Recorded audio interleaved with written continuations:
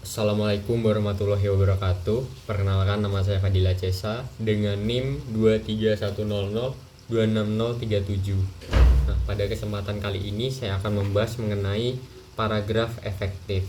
Nah, untuk paragraf efektif sendiri merupakan elemen penting dalam penulisan, baik itu dalam bentuk esai, makalah, artikel, atau bentuk penulisan lainnya. Nah, namun seringkali penulis itu mengalami kesulitan dalam menciptakan paragraf yang efektif. Nah, penggunaan paragraf yang efektif itu akan memudahkan pembaca untuk memahami isi tulisan dan mengikuti alur pemikiran penulis.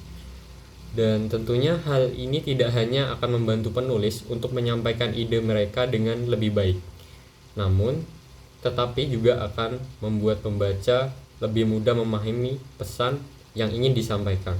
Nah, oleh karena itu, peran paragraf dalam penulisan itu tidak bisa diabaikan ya. Selanjutnya, pengertian dan fungsi paragraf. Nah, paragraf itu berasal dari bahasa Yunani yang memiliki arti sebelum, dan graphein yang berarti menulis. Paragraf itu merupakan penulisan gagasan-gagasan dalam rangkaian-rangkaian kalimat yang memiliki satu kepaduan pikiran. Nah, secara umum, terkait definisi dari paragraf adalah satuan dari bahasa yang tersusun oleh dua buah kalimat atau lebih, di mana kalimat-kalimat tersebut merupakan suatu kesatuan yang utuh, baik secara semantik dan sintaksis. Nah, selanjutnya fungsi paragraf bagi penulis. Nah, yang pertama itu agar tulisan tersusun secara sistematis.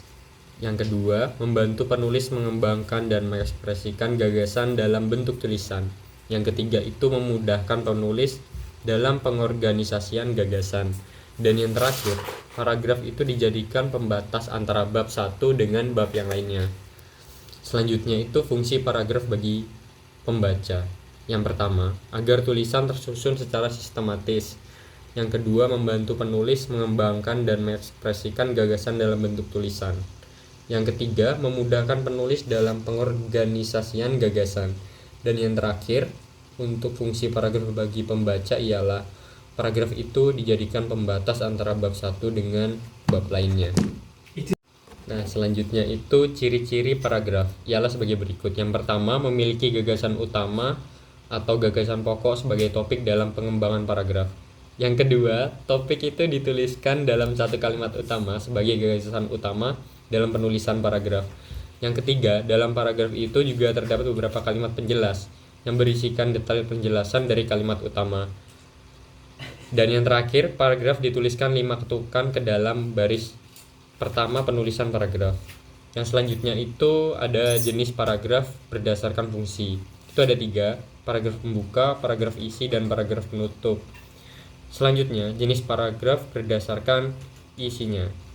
Itu ada 5.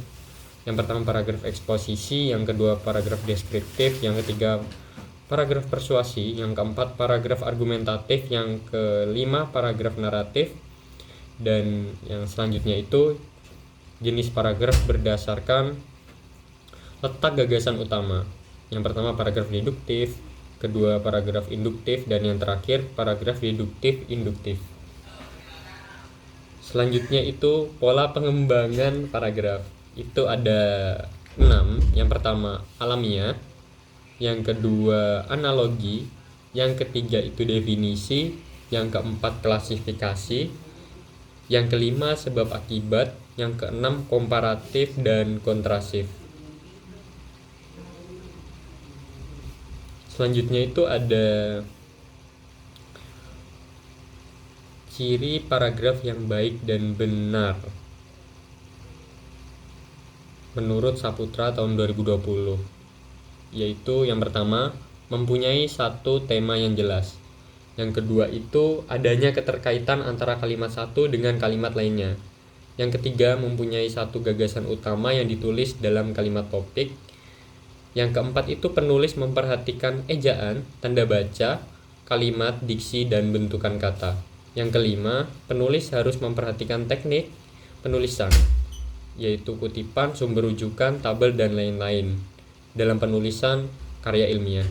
Yang keenam, penulisan paragraf yang menjorok ke dalam atau sejajar. Dan yang terakhir, yang ketujuh, ialah penulis harus memperhatikan jumlah kosakata paragraf antara 30 sampai 100 kata dan jumlah kalimat minimal 3 kalimat. Kemudian ada lagi ciri-ciri dari paragraf efektif. Yang pertama, terdapat koherensi antar satu kalimat dengan kalimat yang lain. Yang kedua, memiliki kesatuan fokus dalam pembahasan gagasan pokok paragraf. Dan yang ketiga atau yang terakhir, yaitu memperhatikan keefektifan penulisan kalimat-kalimat di dalam sebuah paragraf. Mungkin itu saja pembahasan saya mengenai paragraf efektif pada hari ini. Kurang dan lebihnya mohon maaf. Sekian, saya pamit undur diri. Wassalamualaikum warahmatullahi wabarakatuh dan selamat malam.